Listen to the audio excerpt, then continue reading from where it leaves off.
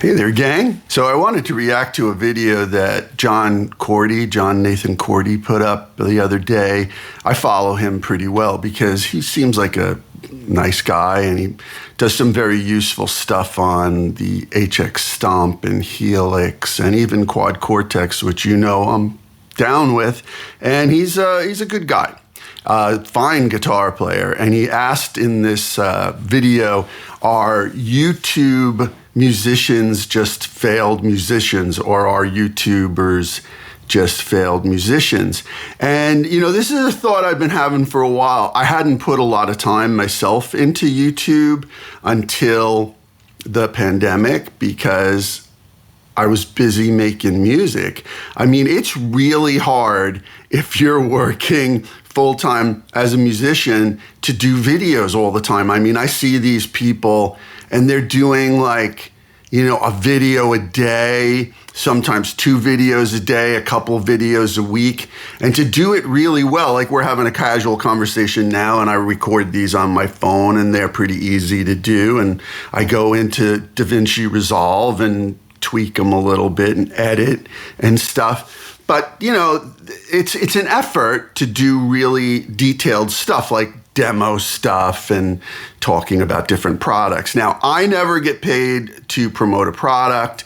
People sometimes give me stuff because they know me for a really long time and they want my opinion on it, but they never tell me to make a video or they never pressure me to do anything about it.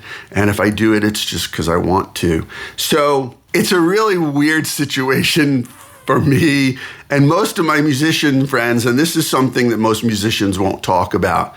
We find it kind of weird that there are people who are really good musicians who spend their whole lives making demos. I know people get paid really well for it. I've heard some insane fees for some of them. I guess they've got such a following and been doing it for so long that they deserve this money. And maybe they do. Maybe it's so valuable to different manufacturers that they feel like, yeah, we got to do this. But if you're spending all your time making videos, you're not working on your craft. You're not working with other musicians.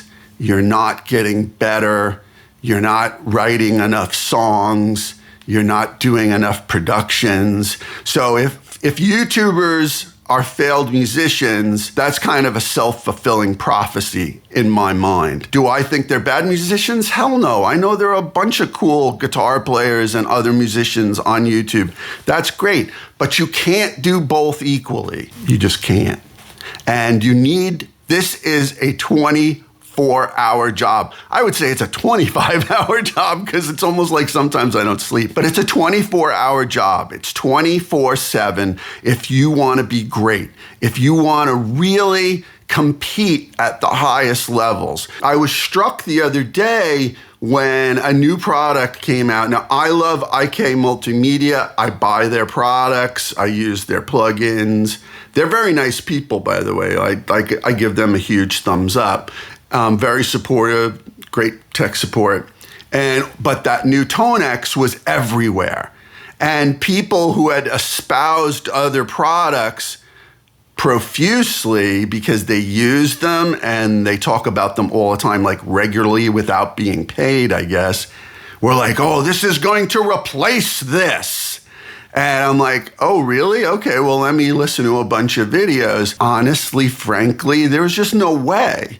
I was like, yeah, it's really cool. I mean, to have a box like this that you can get your amp and overdrive sounds and reverb and, and captures. Captures is a pretty big thing, really, if you haven't been doing it, if you don't have a product that uses that technology. It's pretty cool.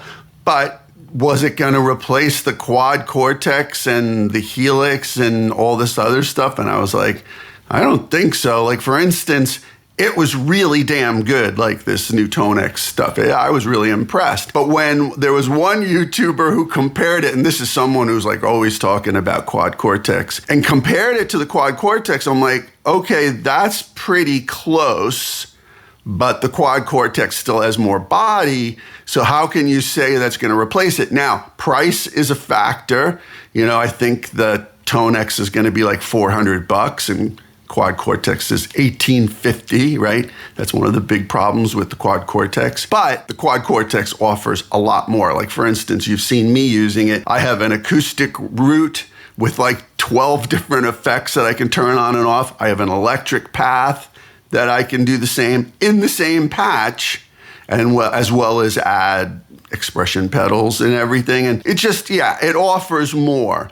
And I'm going to do a video, by the way. I found this company that does their own captures for Quad Cortex, because one of the issues with Quad Cortex is they don't have a marketplace yet where you can either buy or trade, or, you know, from people who, like, you know, with Helix, there's a marketplace, and with other products. Anyway, I found this one group, these couple of guys who do this. They have their own little separate marketplace for Quad Cortex, and their captures are insanely great, and I've started using them instead of the sounds I've found in Quad Cortex, although there are some fine sounds in there. So anyway, back to the Tonex, I was like, okay, well, there's a price consideration, but it was everywhere. I mean, every frickin' YouTuber was like, whoa, this is the new greatest. Like, look, one of the reasons I'm here on YouTube is because the pandemic gave me time to do it. I'm also, you know, pretty much semi-retired now. I've been a full-time professional musician for over 30 years. I have to go out and promote some new music in the next couple years, so I'm going to do that, and I'm going to do my job, but I'm really not making that as much. Let's just put it that way. I'm not making as much new music as I used to, because I just have other things I want to pursue in my life. So I can make these videos and I can talk to you honestly and directly, because it's just getting out of hand. Like, there are YouTubers I watch that I really like. I've even met them personally. Like, they've repeated, like, how many shows can you do on the best overdrives? You know what I mean? And how many shows can you do on buffers?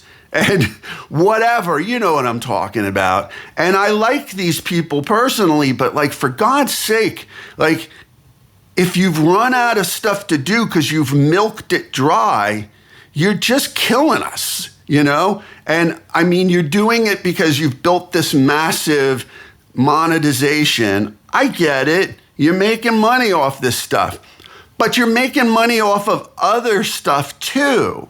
So just be honest with us and be forthright, and stop boring us to tears. Stop milking it. You think we don't know the difference? I mean, for God's sake, you're killing us. So anyway, that's why I started making videos during the pandemic, is to appeal to you directly and try to help you, whatever it may be, whether it's studio production techniques, recording techniques, pedals, the music business, how to be a better musician, how to deal with the whole package as one, because you got to put it together. Anyway, that's what I'm here for. So please, anything you need to know, let me know. But I'm just frustrated. Like, I think YouTube's a wonderful resource, but it's just wearing me out lately. And I'd love to hear your opinion on it, because when en masse, every YouTuber comes out with the same product on the same day and tells you it's the greatest thing since sliced bread, and then 2 weeks later it's something else, but it's a product that competes with what they just told you. I mean, come on. I mean, you know, this isn't a political campaign. We're not stupid. You know, like, give us some credit here, okay? Talk up to your audience, not down. But anyway, whatever you want to know about, let me know. We'll handle it here, and I'll give you a direct and forthright, honest answer with no BS, and we can cut through all that. And I know there are other people, I'm not saying I'm the only one on YouTube that does this or elsewhere, but, like, support the people that do this, because the rest of this is just nonsense, you know? All right, that's enough. Talk to you later.